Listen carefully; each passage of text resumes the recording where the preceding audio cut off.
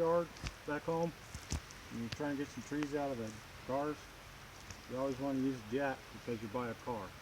We got a nice 1962 Cadillac that has 4 flats right behind this tree. He's got a heavy leaf moving backwards. We're gonna crank her on over. When in doubt, jack it out. Jack it out.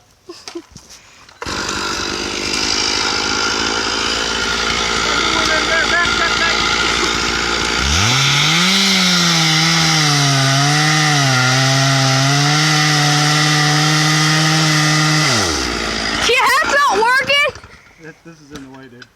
Yeah, that's why. Keep going. You jack and then I'll push. Oh this yeah. is the old jack and push. This we call her here in the junkyard.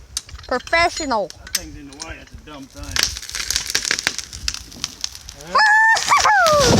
Suppose that I reckon that